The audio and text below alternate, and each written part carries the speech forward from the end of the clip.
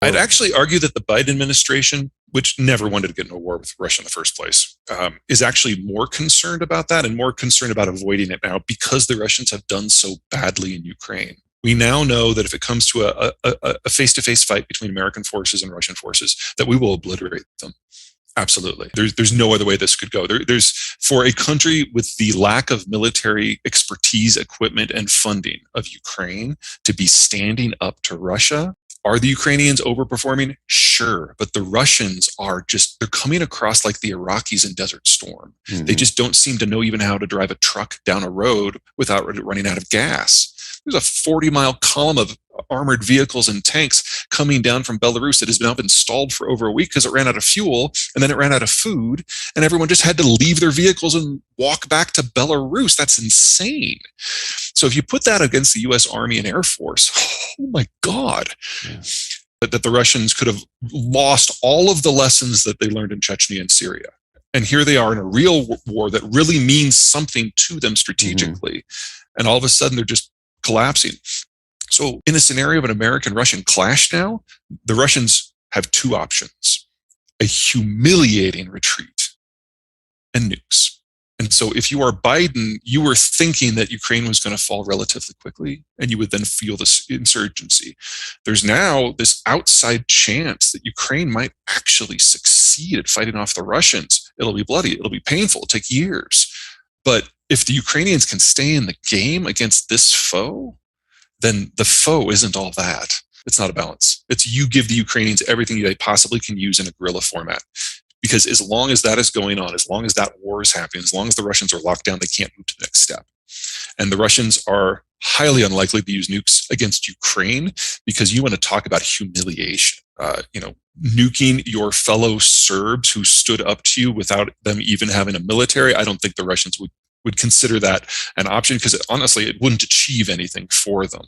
So from the Biden administration's point of view, from the Germans, from the Swedes, from everybody in the West point of view, this is how we prevent World War III. We make sure that Russia dies in Ukraine. Putin has really isolated himself. He's not taking it. He's not as bad as Obama. He's not as bad as Chairman Xi in China, but he's like a close third in terms of how isolated he is now from everyone in terms of figuring things out. And so it's entirely possible that he has a bit of a snap and decides to throw a nuke into the fray. If he does that, Sweden and Poland will have nukes before the end of the year, as will a number of other countries. That is a way to guarantee the death of Russia from a strategic bleed-out. I can't think of a better way to guarantee that NATO actually is worthy of the name, but it would come at the cost of a number of NATO countries. Let's throw Germany into that list too, immediately starting a nuclear weapons program. Any country that has a nuclear power plant can build a nuke in under a year. It's a non-proliferation pledge issue as to why they've not. But if a nuke is used on your eastern frontier, you can guarantee that a number of countries are going to join that club very, very quickly. We're piling ifs upon ifs here, but we would definitely return the nuclear fleet to Europe. American policy for the last 30 years has been about buying time when it comes to Russia. It's like we know we're going to outlive them. We know that the Russians are going to lose control of the Russian Federation probably in the 2050s or 2060s. And so as long as we can prevent a Russian lash out from causing us real damage, we're good. We're now seeing a lash out. Now, it's not against the West's interests directly, but it has provided an opportunity for Russia to be stuck in a mess of its own making that very few countries that matter are on the other side of. Of course, the biggest country that's on the other side of this is China. And I would argue, just because of a layout of the infrastructure and the resources in Russia, that all the sanctions on Russia are actually going to cause as much damage to the Chinese as to the Russians.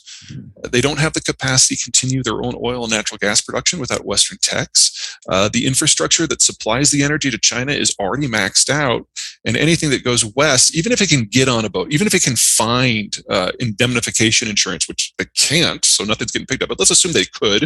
Let's assume they can get by the Danes and get by the Turks and get through the Suez Canal and burn up a third of their crude going all the way around the world. I mean, it's like these are shallow water ports. They can't take super tankers. So just the sheer scale of the stuff that is just completely going offline is huge. And the biggest loser from all of that is China.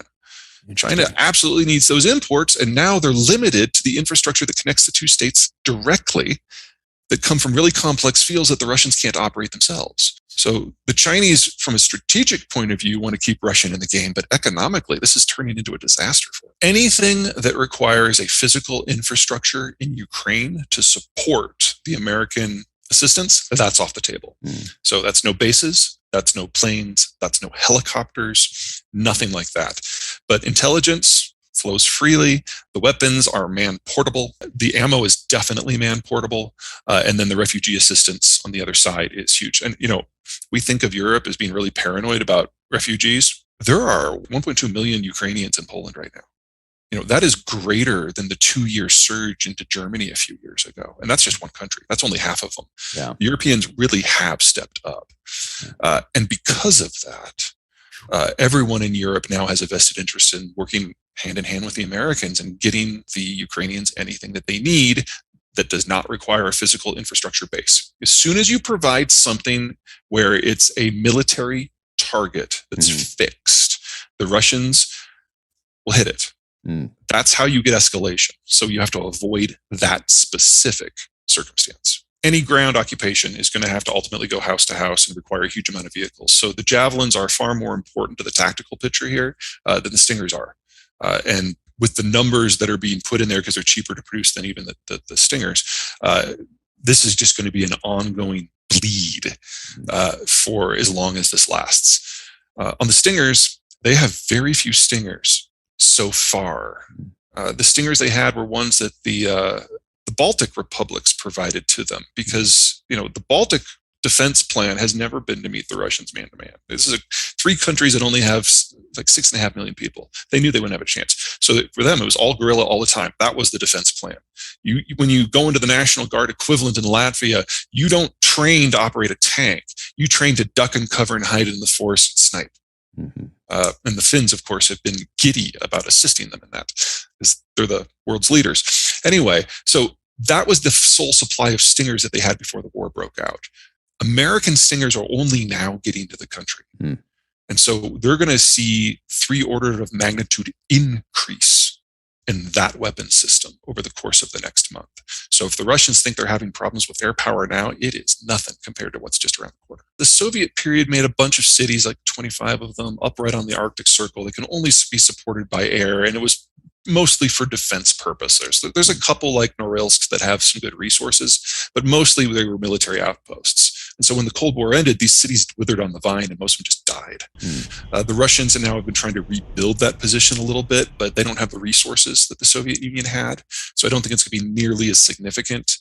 Now the talk of a North Pole shipping route from Asia to Europe used to be something that I kind of, I had to talk it down when people would bring it up, because no one's really going to rely on the Russians for emergency support when something goes wrong.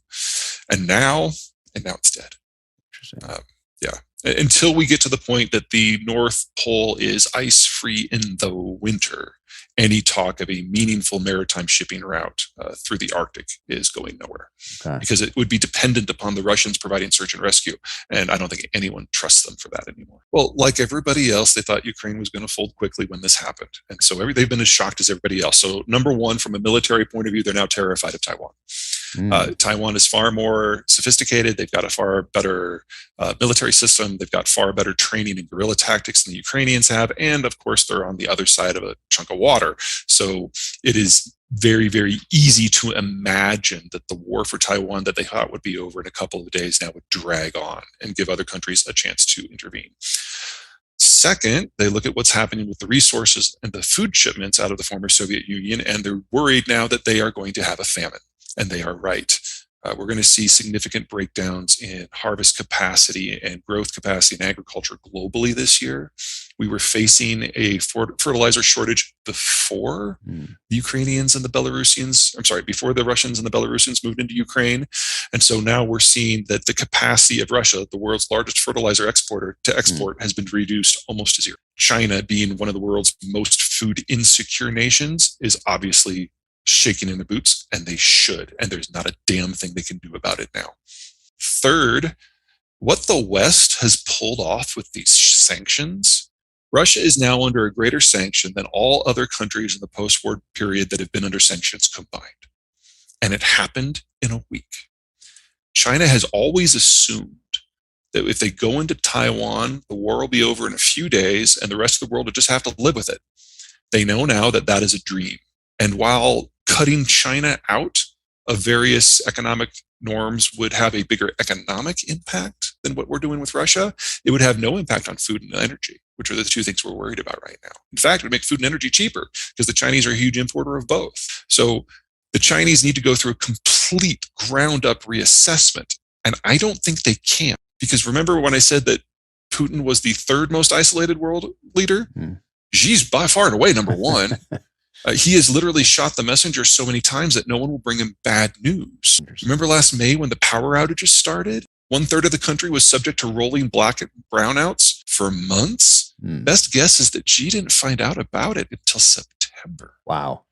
So we now have a cult of personality that is stricter than anything that Mao did in the world's second largest economy. And if you know where to look, we're seeing breakdowns across the system in power, in food production, in sanitation, in health, in manufacturing.